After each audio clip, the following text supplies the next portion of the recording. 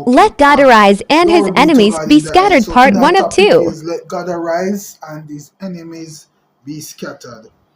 And I'm reading from Psalm 68 and I'm reading from verses 1 through to 10. And it reads, the title of Psalm 68, The God of Israel.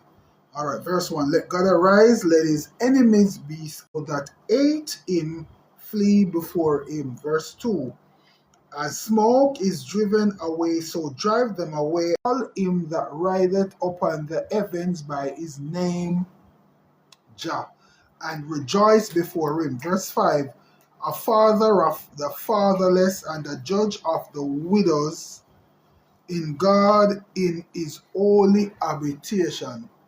Verse 6, God setteth the solitary in families, he bringeth out those which are bound with chains, but the rebellious dwell in a dry land. Glory be to God in the highest.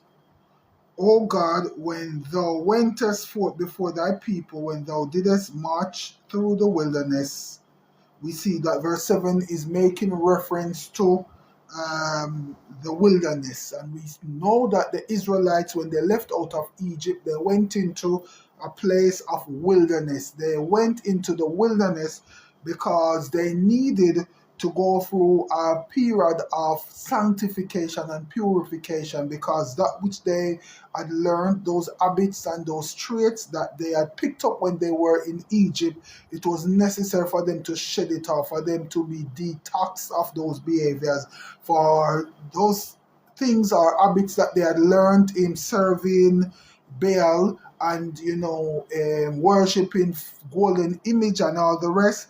They needed to get rid of that. They needed purification. They needed to be purified. They needed to be reprocessed and are processed to get rid of those things, to be detoxed. In other words, verse 8, the earth shook, the heavens also dropped at the presence of God, even Sinai itself was moved at the presence of God, the God of Israel. So we see verse 8 is providing an explanation of the divinity of God, that God he is mighty and that is powerful. Verse 9, though, O God, didst send a plentiful rain, whereby thou didst confirm thine inheritance when it was weary.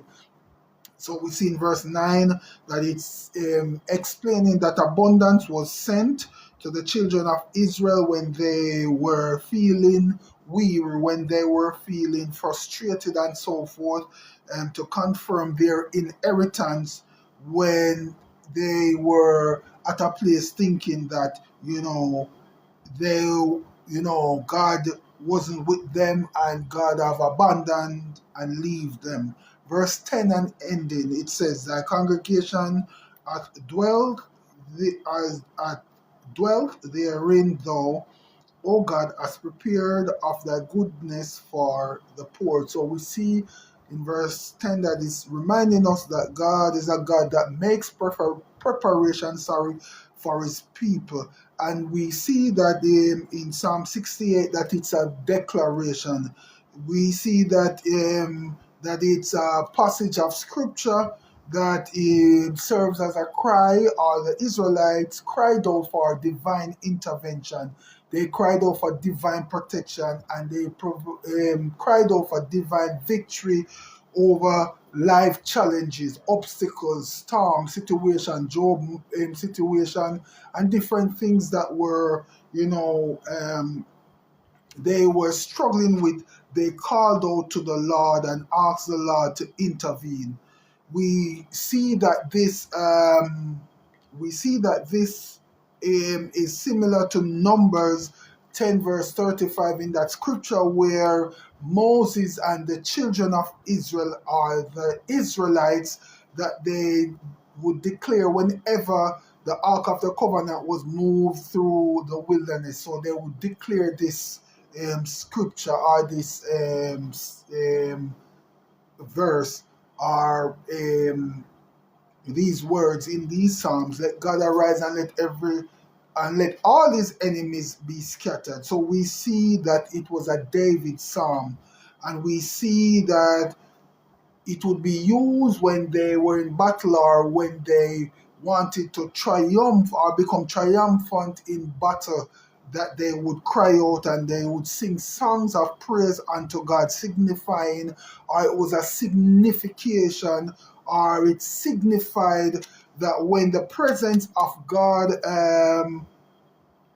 goes before his people, goes before me, goes before you, goes before us, all opposing forces, it don't matter who or what, spiritual and physical, must lose. They will be dismantled, they will be destroyed, they will be blown away like the smoke or the melt wax, or melt like wax in the presence of fire or severe heat.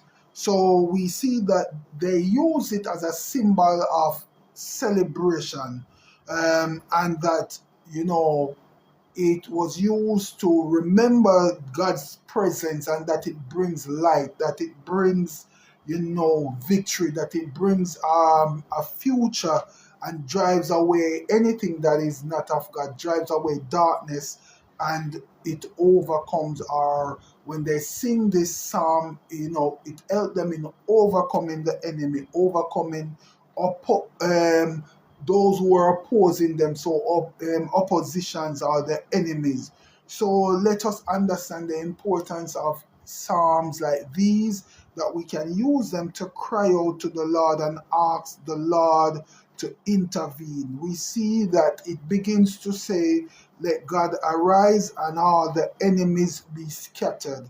So we see that it's a song calling for God to intervene. We see that it's a song that is calling for God to fight on their behalf.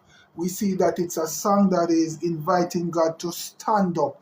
We see that it's a song that is asking God to, though the water may rise, that it will not overflow them, though the fire may burn, that it will not consume them.